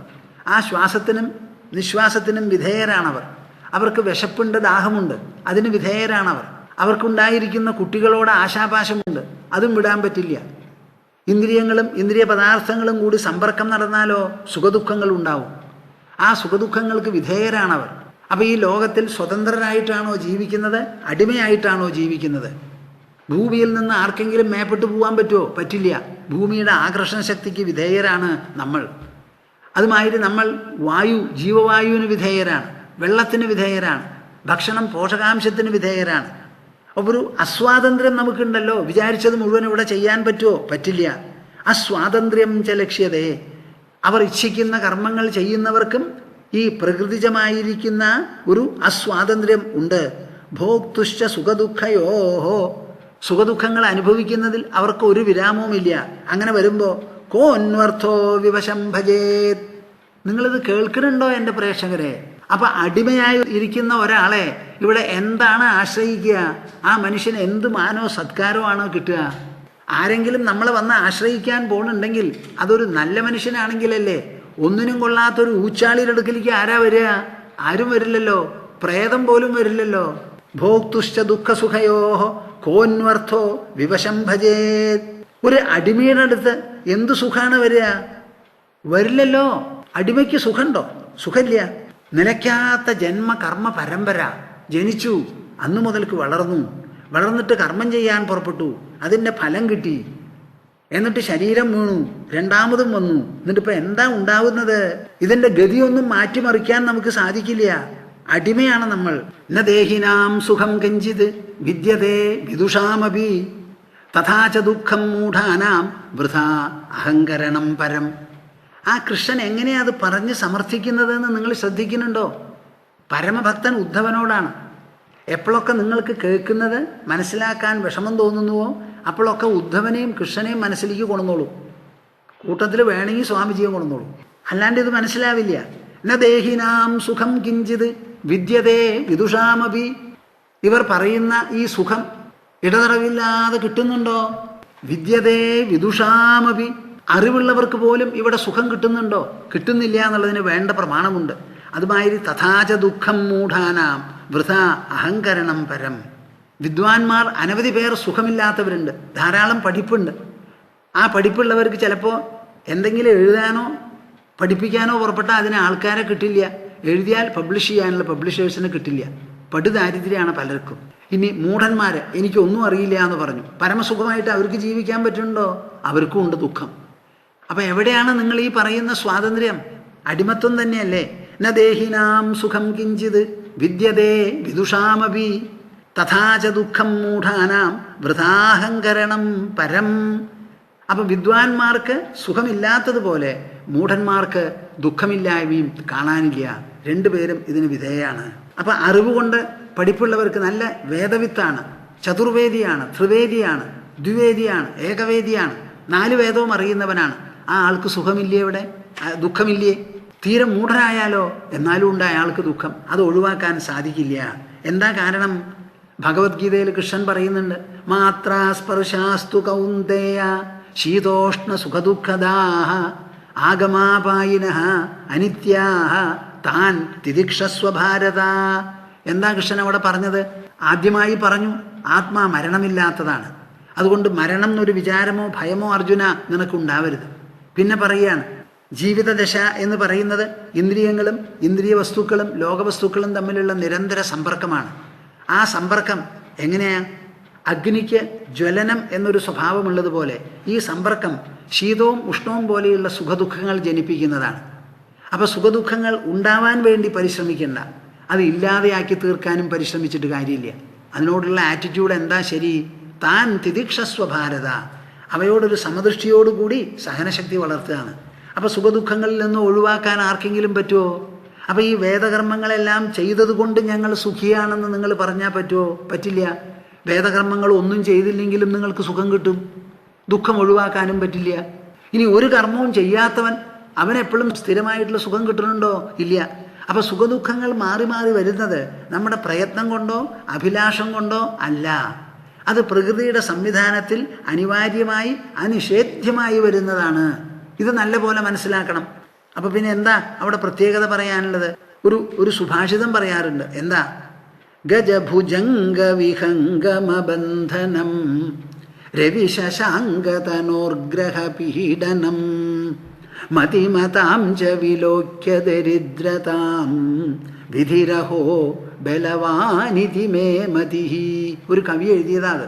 എന്താ അദ്ദേഹം പറയുന്നത്? ആരും വിചാരിക്കേണ്ട, ഇവിടെ വൃഥാ അഹങ്കരണം പരം.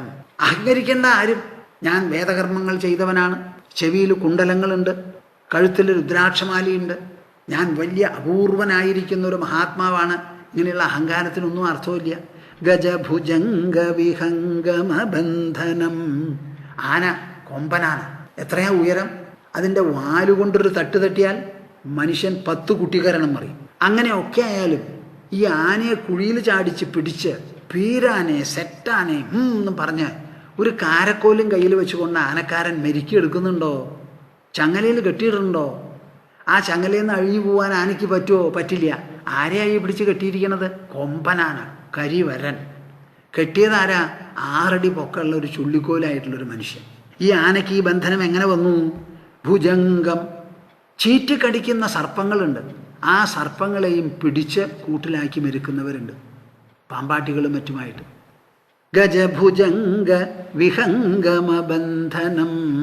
മനുഷ്യനോട് ഒരു ബന്ധവുമില്ലാതെ പക്ഷികളായിട്ട് ഇങ്ങനെ കാറ്റിൽ പറന്നു നടക്കുന്ന പക്ഷികളുണ്ട്.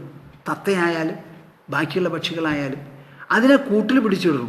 അപ്പോൾ ഇവർക്കൊക്കെ ബന്ധനം എങ്ങനെയാണ് വരുന്നത്? ഗജഭുജംഗ വിഹംഗമബന്ധനം രവിശശാങ്കതനോർഗ്രഹ പീഡനം.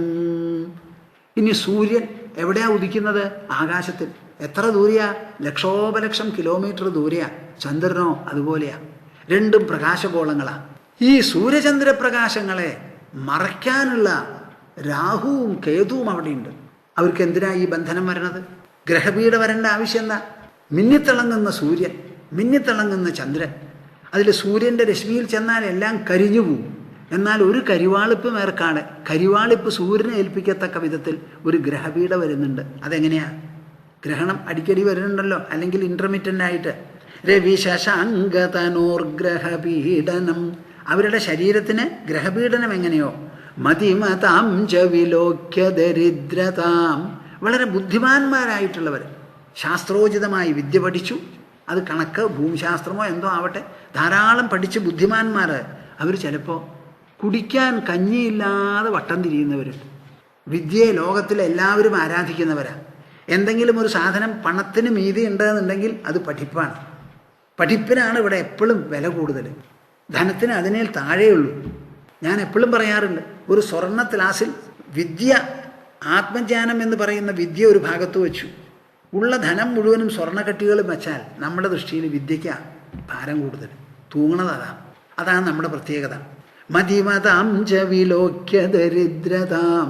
അങ്ങനെയുള്ള ബുദ്ധിമാന്മാർക്ക് പോലും ദാരിദ്ര്യം പിടിപെട്ട് ഊണ് കഴിക്കാൻ അരിയോ കുടിക്കാൻ കഞ്ഞിയോ ഇല്ലാതെ കഷ്ടപ്പെടുന്നവരുണ്ട്. വിധിരഹോ ബലവാനിധി മേ മതിഹി. ഇതൊക്കെ കണ്ടിട്ട് എനിക്ക് പറയാൻ തോന്നുന്നത് എന്താ, നമുക്കൊക്കെ ഒരു വിധിയുണ്ട്, ഒരു ദിഷ്ടം ഇവിടെ വർക്ക് ചെയ്യുന്നുണ്ട്, അതിന് കീഴിലാണ് എല്ലാവരും. എന്തിനാ ഞാനിത് പറഞ്ഞതെന്നറിയോ? എല്ലാവരും അടിമകളാണ്, അസ്വതന്ത്രരാണ്. ആരും അതല്ലാന്ന് വിചാരിച്ച് അഹങ്കരിക്കണ്ട. യതി പ്രാപ്തിം വിഘാതം ച ജാനന്തി സുഖദുഃഖയോ തേപ്യദ്ധാന വിദുർയോഗം മൃത്യുർന പ്രഭവേദ്യഥാ. യതി പ്രാപ്തിം വിഘാതം ച ജാനന്തി സുഖദുഃഖയോ. സ്റ്റെപ്പ് ബൈ സ്റ്റെപ്പായിട്ട് കൃഷ്ണൻ പറയുകയാണ്. ഈ കർമ്മം ചെയ്യുന്നവരും ഭോക്താക്കളുമായിട്ടുള്ളവർ അനവധിയുണ്ട്, നിങ്ങളുടെ ജ്ഞാനം ഒന്നിനും കൊള്ളില്ല എന്നൊക്കെ പറയുന്നവരുടെ കാര്യം സമ്മതിച്ചാൽ പോലും ഇതൊക്കെയാണ് ഭവിഷ്യത്ത് എന്ന്. അവർ അസ്വതന്ത്രരാണ്, സുഖദുഃഖങ്ങൾ അവരുടെ കീഴിലല്ല, അത് പ്രകൃതിയുടെ സംവിധാനമാണ്, അതിൽ നിന്ന് രക്ഷപ്പെടാൻ പറ്റില്ല.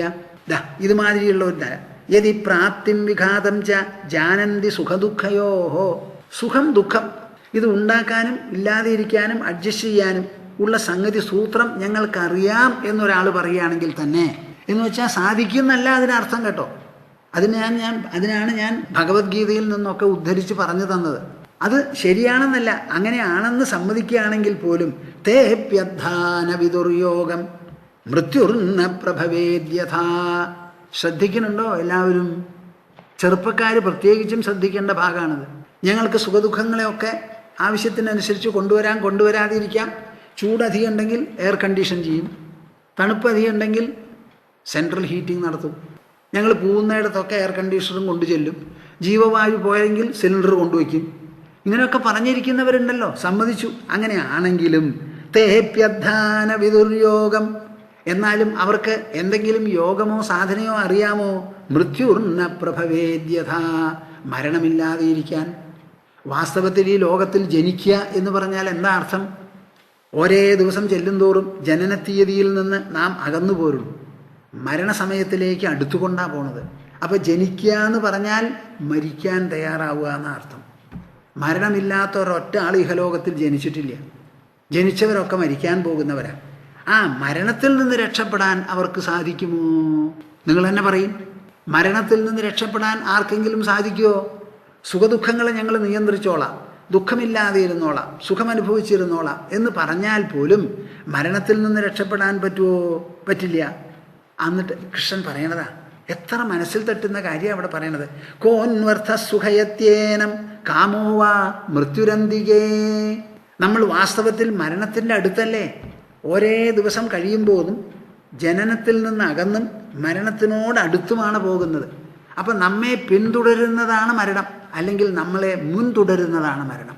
നഹി പ്രമാണം ജന്തൂനാം ഉത്തര ക്ഷണജീവനെ എന്നാണ് നമ്മുടെ പ്രമാണവാക്യം. അടുത്ത നിമിഷത്തേക്ക് നാം ജീവിച്ചിരിക്കുമോ എന്നുള്ള കാര്യം സംശയമാണ്. അതിനൊരു ജാതകവും ഇല്ല നമ്മുടെ കയ്യിൽ. ആർക്കെപ്പോൾ വേണമെങ്കിൽ ഈ പ്രാണൻ ഒഴിഞ്ഞു പോവാം. ഫുട്ബോളിലുള്ള കാറ്റ് പോലെയാണ് നമ്മുടെ ശരീരത്തിലുള്ള കാറ്റ്. എപ്പോഴും ഇങ്ങനെ കാറ്റെടുത്ത് വിട്ടുകൊണ്ടിരിക്കണു ശ്വാസകോശം. എന്തോ കാരണത്താൽ വലിച്ചു വിടാൻ പറ്റിയില്ലെങ്കിലോ? ചിലരൊക്കെ പറയണില്ലേ, ഉറക്കത്തിലാണ് ഹാർട്ട് ഫെയിലിയർ വന്ന് പോയത്, അറിഞ്ഞില്ല, ഞങ്ങളാരും അറിഞ്ഞില്ല എന്ന്. അതെന്താ അങ്ങനെ? അങ്ങനെയില്ല. നമ്മളിവിടെ ജീവിക്കുന്നത് എങ്ങനെയാണെന്ന് നമുക്ക് തന്നെ അറിയില്ല. ജീവിക്കണമെന്നുള്ളത് മാത്രമേ അറിയുള്ളൂ. എന്താണ് ഹാർട്ട് അടിക്കണത്, എന്തുകൊണ്ടാണ് ശ്വാസകോശം ചുങ്ങി വികസിക്കുന്നത്, ആരുടെ കയ്യിലാണ് ഇതിൻ്റെ താക്കോലെന്ന് ചോദിച്ചാൽ ഒരാൾക്കും പറയാൻ പറ്റില്ല. ഇടയ്ക്ക് ഹാർട്ട് നിന്നാൽ പെട്ടെന്ന് ആർട്ടിഫിഷ്യലായിട്ടൊന്ന് പമ്പ് ചെയ്ത് അതിനൊന്ന് ഇളക്കി നോക്കും. ചിലപ്പോൾ അത് പിന്നാക്കം വന്ന് ആദ്യം പൊപ്പ് പൊപ്പ് എന്ന് പറയാൻ തുടങ്ങും, ചിലപ്പോൾ പറയില്ല. എപ്പോഴാണ് പറയുക എപ്പോഴാണ് പറയാത്തതെന്ന് നമുക്ക് പറയാൻ പറ്റില്ല. നഹി പ്രമാണം ജന്തൂനാം ഉത്തരക്ഷണ ജീവനെ. അതുകൊണ്ട് ഇവിടെ എന്താ കൃഷ്ണൻ പറയുന്നത്? ബാക്കി എല്ലാ കാര്യങ്ങളും ഭദ്രമാണെന്നുണ്ടെങ്കിലും മൃത്യുർന പ്രഭവേദ്യഥാ തേപ്യധാന വിദുര്യോഗം, മൃത്യുവിനെ പിടിച്ചു നിർത്താനോ നീക്കിക്കൊണ്ടുപോകാനോ ആയിട്ടുള്ള ഒരു വഴിയും അവർക്കറിയില്ല. കോന്വർത്ഥ സുഖയത്യേനം കാമോ വാ മൃത്യുരന്തികേ. അങ്ങനെ മൃത്യുമുഖത്തിലാണ് നമ്മൾ. ഒരു പുലിയുടെ വായുടെ ഉള്ളിൽ നമ്മുടെ തല കൊണ്ടുവച്ചാൽ എന്താണ് സ്ഥിതി? എപ്പോഴാ പുലി ഇറുക്കാൻ പോണേന്ന് അറിയില്ല. അതുപോലെ മൃത്യു ഒരു കടുവ പോലെയാണ് നമ്മുടെ തലയെ ഉള്ളിലാക്കി നിർത്തിയിരിക്കുക. അങ്ങനെ മൃത്യുവിൻ്റെ അന്തികത്തിൽ കഴിഞ്ഞുകൂടുന്ന നമുക്ക് ആഘാതം നീയമാനസ്യ വധ്യസ്യേവ ന തുഷ്ടിത. കൊലയ്ക്ക് വിധിച്ചു ഒരു കൊലപ്പുള്ളിയെ. ആ കൊലപ്പുള്ളിയെ കൊലയ്ക്ക് വിധിച്ച് അങ്ങോട്ട് കൂട്ടിക്കൊണ്ടുപോകുന്ന സമയത്ത്, അതെ ഇന്ന് ഉച്ചയ്ക്ക് 12 മണിക്കാണ് കയറ്റാൻ പോണത്. ആ കയറ്റുന്നതിന് മുൻപ് വിഭവസമൃദ്ധമായി എന്തൊക്കെ ഇഷ്ടമുണ്ടോ ഇത് ആഹാരവും പായസവും ഗീസവും ഒക്കെ ആയിട്ട് തരാം ഭക്ഷണം എന്ന് പറഞ്ഞ് കൊടുത്താൽ ആ മനുഷ്യനത് വേണ്ടതുപോലെ ഊണ് കഴിച്ച് സന്തോഷിക്കാൻ പറ്റുമോ? എന്താ നിങ്ങൾ മിണ്ടാത്തത്?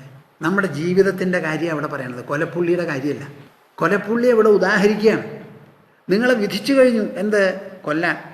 അതിനു മുൻപ് നല്ലോണം ഒന്ന് ഷെയ്വ് ചെയ്തോളൂ, പൗഡർ പൂശിക്കോളൂ, ഭക്ഷണവും തരാം കാപ്പിയും തരാം എന്ന് പറഞ്ഞ് തുറത്താൽ കൊലച്ചോറ് നമുക്ക് സന്തോഷമായിട്ട് കഴിക്കാൻ പറ്റുമോ? പറ്റില്ല. അതുപോലെയല്ലേ നമ്മുടെ ജീവിതം. കോന്വർത്ഥ സുഖയത്യേനം. ഇവിടെ ഏത് പദാർത്ഥമാണ് നമ്മെ സുഖിപ്പിക്കുക? കാമോവാ മൃത്യുരന്തികെ. ഏത് ആഗ്രഹമാണ് സുഖിപ്പിക്കുക? പദാർത്ഥം എന്ന് പറയുന്നത് ബാഹ്യം, ദ്രവ്യാത്മകം.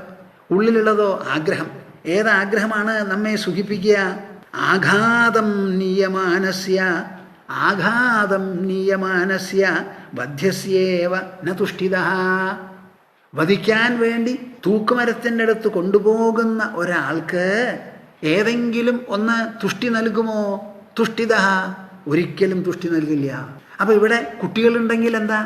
മക്കളും കുട്ടികളും ധനവും സ്വത്തും സ്വാതന്ത്ര്യവും ഒക്കെ ഉണ്ട്, ഇൻഷുറൻസ് ഉണ്ട്, എല്ലാം ഉണ്ടെങ്കിലും നിങ്ങൾക്കത് സന്തോഷത്തിന് കാരണമാകുമോ? ഇല്ല. കാരണം എന്താ? മൃത്യുവിന് വിധിക്കപ്പെട്ടവരാണ് നമ്മളെല്ലാവരും. മൃത്യുവിന് വിധിക്കപ്പെട്ടവരാണ് നമ്മളെല്ലാവരും. ശ്രുതം ച ദുഷ്ടവദ്ദുഷ്ടം സ്പർദ്ധാസൂയാത്യയവ്യയൈ ബഹ്വന്തരായ കാമത്വാത് കൃഷിവച്ചാപി നിഷ്ഫലം.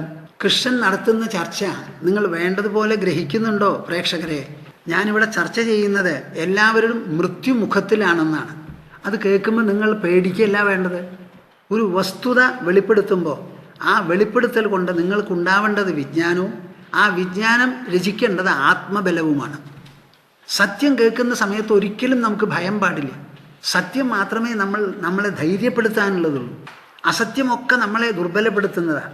ബലിഷ്ഠമാക്കുന്നത് സത്യം മാത്രമാണ്. കൃഷ്ണനാണ് ഈ ചർച്ച നടത്തുന്നത്. എന്തിനാ? അദ്ദേഹം പറഞ്ഞു കൊടുത്തു എന്താ വേണ്ടത്. ആത്മാവിനെ വേണ്ടതുപോലെ ഗ്രഹിക്കണം, അതിന് ആശയത്തെളിച്ചം വേണം. ആ ആശയത്തെളിച്ചം ഉണ്ടാവണമെങ്കിൽ നമ്മൾക്ക് പവിത്രമായ ബുദ്ധി വേണം. ആ ബുദ്ധിയെ പവിത്രമാക്കാൻ വേണ്ടി തത്വശ്രവണവും തത്വമനനവും ഒക്കെ ആവശ്യമാണ്. ആ തത്വശ്രവണവും മനനവും ഒഴിവാക്കി ബാക്കി പല കർമ്മങ്ങളും ചെയ്താൽ നമുക്ക് നേട്ടം കിട്ടും എന്ന് വിചാരിക്കുന്നത് എത്രത്തോളം തെറ്റാണെന്നുള്ളത് പറഞ്ഞാലേ ഈ തത്വമനനും തത്വശ്രവണത്തിനും വേണ്ടത്ര പ്രസക്തിയും പ്രാധാന്യവും കിട്ടുള്ളൂ. ഈ ഭാഗവതം എന്ന് പറയുന്നത് വായിക്കാനും കേൾക്കാനും പഠിക്കാനും ഒക്കെ ഉള്ളതാണല്ലോ. അതിന് മീതെ ഒരു കർമ്മകാണ്ഡമോ ഒരു അശ്വമേധയാഗമോ ഇല്ല. ഭക്തി എന്ന് പറയുന്നത് സർവഫലപ്രദമാണ് എന്നുള്ളത് ഉറപ്പിക്കാൻ വേണ്ടിയാണ് ഈ താരതമ്യ പഠനം നടത്തുന്നത്. ആ പഠനത്തിൽ കേട്ട് ഈ മൃത്യു എന്ന് പറഞ്ഞ് നിങ്ങൾക്ക് പേടിക്കാനല്ല. ലോകത്തിൽ എപ്പോൾ വേണമെങ്കിലും നമ്മുടെ ശരീരം വീണു പോകാമല്ലോ. ആ വീണു പോകാവുന്ന നിലയ്ക്ക് ഇവരിങ്ങനെ പിടിവാശി പിടിച്ച് ഞങ്ങൾക്ക് സ്വർഗം കിട്ടും വേറെ ഒന്ന് കിട്ടും എന്ന് പറയുമ്പോൾ ആ പറയുന്നതിന് വഴങ്ങിക്കൊടുക്കാൻ സാധിക്കില്ല ഭക്തിശാസ്ത്രജ്ഞന്മാർക്ക്. അതാണ് ഇവിടെ പ്രധാനം. നിങ്ങളെ പേടിപ്പിക്കാനല്ല അതിവിടെ പറയുന്നത്. എൻ്റെ കൂടെയുള്ളവർ പറയുക, സ്വാമിജി ഇങ്ങനെ പറയുമ്പോൾ എല്ലാവർക്കും പേടി തോന്നില്ലേ? പേടിയോ? നിങ്ങൾക്ക് തോന്നേണ്ടത് ധൈര്യമാണ്, പേടിയല്ല. നമ്മുടെ മനസ്സിൽ മൂടുപടം പോലെ കിടക്കുന്നതായ ചില ധാരണകളുണ്ട്. ആ ധാരണകളൊക്കെ മാറി നമുക്ക് ആശയത്തെളിച്ചം വരുമ്പോൾ അവിടെ ഞാൻ പറയുന്ന മാതിരി അമാവാസി ദിവസം 100 1000 ചന്ദ്രൻ ഉദിച്ച മാതിരിയുള്ള ഒരു തോന്നലാണ് നിങ്ങൾക്ക് ഉണ്ടാവേണ്ടത്. അപ്പോൾ ഇത് ഭയപ്പെടുത്താൻ വേണ്ടി പറയുന്നതല്ല, ഇത് ആശയത്തെളിച്ചത്തിന് വേണ്ടി പറയുന്ന കാര്യങ്ങളാണ്. കൂരിരുട്ടായിട്ടുള്ള മനസ്സിൽ ഒരു മെഴുകുതിരി കത്തിച്ചാൽ അവിടെ പേടിയുണ്ടാവോ അതോ വെളിച്ചമുണ്ടാവോ? അതാണ് നിങ്ങൾ മനസ്സിലാക്കേണ്ടത്. അപ്പം അദ്ദേഹം ഓരോന്നോരോന്നായി പറഞ്ഞ് ഖണ്ഡിച്ച് കൊണ്ടുവരികയാണ്. ശ്രുതം ച ദൃഷ്ടവത് ദുഷ്ടം നമ്മുടെ വേദങ്ങളിലും ശാസ്ത്രങ്ങളിലുമൊക്കെ പറഞ്ഞിട്ടുള്ള പല കാര്യങ്ങളുമുണ്ടല്ലോ. അത് ദൃഷ്ടവത് ദുഷ്ടം. ഈ കാണുന്ന സാധനങ്ങൾ എങ്ങനെയോ അതുപോലെ തന്നെയാണ് നാം കേട്ടറിവുള്ളതായ സ്വർഗാദി ഉപരിലോകങ്ങളും. അതിനൊരു വ്യത്യാസവും ഇല്ല. കർമ്മകാണ്ഡം കൊണ്ട് നമുക്ക് കിട്ടാൻ പോകുന്നത് എന്താ? സ്വർഗലോകം, പ്രജാപതി ലോകം വരെയുണ്ട്. 6-7 ലോകങ്ങളാണ് നമുക്ക് കിട്ടാൻ പോകുന്നത്. ആ 7 ലോകത്തിൻ്റെ സ്ഥിതിയും ഈ ഭൂലോകം പോലെ തന്നെയാണ്. എന്താ കാരണം? സ്പർദ്ധാസൂയാത്യയവ്യയൈ. സ്പർദ്ധ, അസൂയ, അത്യയ, വ്യയൈ. അവിടെയുമുണ്ട് സ്പർദ്ധ. സാധാരണ പറയാറുണ്ടല്ലോ സ്വർഗത്തിലെ കട്ടുറുമ്പ് എന്നൊക്കെ. അവിടെ പോയാലും കട്ടുറുമ്പ് കടിക്കും. അവിടെ ഒരാളിപ്പോൾ നിങ്ങൾ അവിടെ ചെന്ന് പെട്ടാൽ, ഓ ഇയാളെന്താ ഇവിടെ എന്നേക്കാൾ കേവനായിട്ട് വന്നിരിക്കണേ എന്ന് പറയാൻ ആളുണ്ടാവും. ഇപ്പോൾ ഇന്ദ്രനാണ്. ഇന്ദ്രന് ആരവിടെ വരണത് ഇഷ്ടമല്ല. അസൂയാലു നമ്പർ 1 ഈ ഇന്ദ്രൻ. ആ ഇന്ദ്രനെയാണ് നമ്മൾ തൃപ്തിപ്പെടുത്തി പോകുന്നത്. അതാണ് ഈ കർമ്മകാണ്ഡികൾ പറയുന്നത്. നിങ്ങൾ പറയുന്ന ഇന്ദ്രനല്ല, ഞങ്ങൾക്ക് ഇന്ദ്രശബ്ദത്തിന് അർത്ഥം വേറെയാണ്. അപ്പം അവിടെയുമുണ്ട് ഈ സ്പർദ്ധ, അസൂയുണ്ട്. അതിനും നാശമുണ്ട്. ഈ സ്വർഗവും സ്ഥിരം നിൽക്കുന്നതാണെന്ന് വിചാരിക്കരുത്. ഈ ലോകമൊക്കെ നശ്വരമാണ്. ബഹ്വന്തരായ കാമത്വാത് കൃഷിവച്ചാപി നിഷ്ഫലം. ഈ ലോകസുഖത്തിന് പുറപ്പെടുക എന്ന് പറഞ്ഞാൽ, നിങ്ങളെപ്പോലെ ഈ ലോകത്തിൽ പലരും ജീവിക്കുന്നവരുണ്ട്. ബസ് അധികമില്ല, യാത്രക്കാർ കൂടുതലാണ്. ഏതെങ്കിലും ഒരു ബസ്സിൽ കടന്നുകൂടി യാത്ര ചെയ്യണം എന്ന് പറഞ്ഞാൽ തിക്കും തിരക്ക് അനുഭവിക്കാതെ പറ്റില്ല. ചിലപ്പോൾ ഫുട്ബോർഡിൽ നിന്നും യാത്ര ചെയ്യേണ്ടി വരും. ചിലപ്പോൾ പെരണ്ട് വീണൊന്നും വരാം. അപ്പം പല ആൾക്കാരും കൂടി ഇതിന് പുറപ്പെടുമ്പോൾ പല വിധത്തിലുള്ള വിഗ്രഹങ്ങളാണ്. കൃഷി വച്ചാപി നിഷ്ഫലം. നമ്മൾ കൃഷി ഇറക്കിയാൽ അത് വിള കിട്ടുന്നതിന് മുൻപ് പല വിധത്തിലുള്ള തെറ്റും തകരാറും വെള്ളപ്പൊക്കവും ഒക്കെ വരാം, വരൾച്ചയൊക്കെ വരാം. അതുപോലെ ഉദ്ദേശമാതിരി കർമ്മങ്ങളൊക്കെ ചെയ്ത് സഫലമാക്കി എപ്പോഴും അത് സാഫല്യം കൊള്ളുക എന്നുള്ളതും അതും സാധ്യമല്ല. ഇതെന്തിനാ പറയുന്നത്? ഭഗവത്ഗീതയിൽ 20 ഗുണങ്ങളെപ്പറ്റി പറയുന്നുണ്ട് 13-ാം അധ്യായത്തിൽ. പലപ്പോഴും ഞാൻ പരാമർശിക്കുന്നതാണത്. അതിൽ ആ 20 എണ്ണത്തിൽ ഒന്ന് കൃഷ്ണൻ പറയണത് എന്താ? ജന്മ മൃത്യു ജരാ വ്യാധി ദുഃഖ ദോഷ അനുദർശനം എന്ന്. ഈ ലോകത്തിനെ നോക്കി കാണുന്ന സമയത്ത് എങ്ങനെ കാണണം? ജന്മ മൃത്യു ജരാ വ്യാധി ദുഃഖ ദോഷ അനുദർശനം. ഈ ലോകവസ്തുക്കളിൽ മുഴുവനും ഈ കൂട്ടങ്ങളുണ്ട് എന്ന് വിചാരിക്കുമ്പോൾ നമ്മുടെ മനസ്സിന് വൈരാഗ്യം വരും. ആ വിരാഗത വേണം നിങ്ങളുടെ ഭക്തി ഉറപ്പിക്കാൻ. അതിലൂടെ വേണം ഈശ്വരനെ ഹൃദയത്തിൽ പിടിച്ചു കെട്ടാൻ. ഈ ലോകത്തിന് മുഴുവനും പൊത്തിപ്പിടിച്ച് മനസ്സിൽ വെച്ചാൽ പിന്നെ ഈശ്വരൻ അവിടെ വന്ന് ഇരിക്കുന്നു നിങ്ങൾ ആരും വിചാരിക്കരുത്. അപ്പം ലോകത്തിനോടുള്ള ഈ ഒട്ടൽ മനസ്സെന്ന് പോകണമെങ്കിൽ ജന്മമൃത്യുജരാ വ്യാധി ദുഃഖദോഷാനുദർശനം. അസക്തിരനഭിഷ്വംഗ പുത്രദാരഗൃഹാദിഷു നിത്യം ച സമചിത്തത്വം ഇഷ്ടാനിഷ്ടോപപത്തിഷു മയി ച അനന്യയോഗേന ഭക്തിരവ്യഭിചാരിണീ. പലതും പറയുക. അതുകൊണ്ടോ വ്യഭിചരിക്കാത്തതായ ഭക്തി ഈശ്വരനെങ്കിൽ വേണം. അത് മാത്രമേ നമുക്ക് പ്രയോജനപ്പെടൂ. അപ്പം ഇങ്ങനെയുള്ള കാര്യങ്ങളെയൊക്കെ മനസ്സിൽ നിന്ന് തള്ളിക്കളഞ്ഞ് അവയോടുള്ള ആശാപാശം, ഭ്രമം ഇതൊക്കെ തള്ളിക്കളഞ്ഞ് മനസ്സിൽ ഏകാത്മഭാവത്തോടുകൂടി ഈശ്വരനെ നിലനിർത്തുക. അതാണ് ആവശ്യം എന്ന് പറഞ്ഞ് ഉറപ്പിക്കാനാണ്. ആ ഉറപ്പിക്കുമ്പോൾ ബാക്കിയുള്ളതിൻ്റെ നിസ്സാരത കാണിക്കണമല്ലോ. ഇവിടെ കുറേ ആൾക്കാർ വൈദിക കർമ്മങ്ങളിൽ വളരെ വളരെ ആഴ്ന്നു കിടക്കുന്നവരാണ്. അവരത് വിട്ട് അപ്പുറത്തും ഇപ്പുറത്തും ചിന്തിക്കാൻ തയ്യാറില്ല. അപ്പം അവർക്ക് എന്തെങ്കിലും അവർ ചെയ്യുന്നത് ശരിയോ എന്ന് സാധാരണക്കാർ ചോദിക്കുമല്ലോ. അശ്വമേധയാഗം നടത്തി അദ്ദേഹത്തിന് എന്തെങ്കിലും ഒരു പുണ്യഫലം അതിൽ നിന്ന് കിട്ടില്ലേ, ഞങ്ങൾക്കതില്ലല്ലോ എന്നൊരു തോന്നൽ നിങ്ങൾക്കുണ്ടാവാം. അപ്പം അതിനൊക്കെ മറുപടി പറയുകയാണ് അവിടെ. അപ്പം ഈ മറുപടി, ഈ വിശകലനം നമ്മുടെ മനസ്സിൽ ഭക്തിയെ ദൃഢമാക്കാനും വിവേകവും വൈരാഗ്യവും ഉറപ്പിക്കാനും വേണ്ടിയിട്ടാണെന്നുള്ളത് നിങ്ങൾ മനസ്സിലാക്കണം. ശ്രുതം ച ദൃഷ്ടവദ്ദുഷ്ടം സ്പർദ്ധാസൂയാത്യയവ്യയൈ ബഹ്വന്തരായ കാമത്വാത് കൃഷിവച്ചാപി നിഷ്ഫലം. കൃഷിക്ക് എപ്പോഴും അഭിക്രമനാശം എന്നൊരു ഫലമുണ്ട്. പ്രത്യവായം എന്ന് പറയുന്നത് ബാക്കി ചികിത്സയിലും എല്ലാം കാണാം. ഇതിനെപ്പറ്റി ഞാൻ മുമ്പ് പറഞ്ഞിട്ടുണ്ട്. ആ രണ്ടും ഉള്ളതാണ് ഇവിടെ മുഴുവനും. അന്തരായൈ അവിഹത യദി ധർമ്മസ്വനുഷ്ഠിത തേനാപി നിർജിതം സ്ഥാനം യഥാ ഗച്ഛതി തച്ഛൃണു. ഇത് പറഞ്ഞിട്ട് അദ്ദേഹം പറയുകയാണ്, ശ്രുതം ച ദൃഷ്ടവദ്ദുഷ്ടം. നമ്മുടെ വേദങ്ങളും ശാസ്ത്രങ്ങളും പറഞ്ഞു ധരിപ്പിക്കുന്നതാണ് സ്വർഗാദി ലോകങ്ങൾ. നമ്മളാരും കണ്ടിട്ടില്ല. പക്ഷേ ശാസ്ത്രം പറയുന്നു. ഏത് ശാസ്ത്രമാണോ പരമാത്മാവിനെക്കുറിച്ച് വളരെ തെളിച്ചത്തിലും തറപ്പിച്ചും പറയുന്നുള്ളത്, അതേ ശാസ്ത്രം തന്നെയാണ് സ്വർഗത്തെപ്പറ്റിയും പറയണത്. അപ്പോൾ ആ വാക്കുകളെ നമുക്ക് തള്ളിക്കളയാൻ പറ്റില്ല. എന്തെങ്കിലും അതിലൊന്നുണ്ട്, അതെന്താന്നുള്ളത് കണ്ടുപിടിക്കുകയാണ്. അപ്പോൾ അതിനെ വിശകലനം ചെയ്യേണ്ടത് ഒരു അത്യാവശ്യമാണ്. അന്തരായൈ അവിഹത യതി ധർമ്മ സ്വനുഷ്ഠിത, നമ്മുടെ വേദധർമ്മങ്ങളെല്ലാം വിഘ്നങ്ങളില്ലാതെ നാം വേണ്ടതുപോലെ അനുഷ്ഠിച്ചു എന്നുണ്ടെങ്കിലോ തേനാപി നിർജിതം സ്ഥാനം യഥാ ഗച്ഛതി തശൃണു, ആ വേദങ്ങളിൽ നമുക്ക് വാഗ്ദത്തം ചെയ്തിട്ടുള്ള സ്ഥാനമാനങ്ങൾ നമുക്ക് കിട്ടുമോ? അവിടേക്കൊക്കെ പോകാൻ പറ്റുമോ? പറ്റും. കേൾക്കണുണ്ടോ ആവോ നിങ്ങൾ? ഇതിങ്ങനെ കേൾക്കുമ്പോൾ നിങ്ങൾക്ക് തന്നെ അതിശയം തോന്നണം. അതിശയം തോന്നിയാലേ ആ കേൾക്കൽ ശരിയായുള്ളൂ. ഇത്രയും പറഞ്ഞിട്ട് അദ്ദേഹം പറയുകയാണ്, വേണ്ടതുപോലെ ഈ വേദധർമ്മങ്ങൾ അനുഷ്ഠിച്ചാൽ ആ വേദങ്ങൾ പറയുന്നത് വാഗ്ദത്തം ചെയ്യുന്ന സ്ഥാനങ്ങളിൽ എങ്ങനെ എത്തിച്ചേരുമോ ആ ക്രമത്തിന് ഞാൻ വിവരിക്കാം, കേട്ടോളൂ ഉദ്ധവ എന്ന് പറഞ്ഞിട്ടാണ് പറയുന്നത്.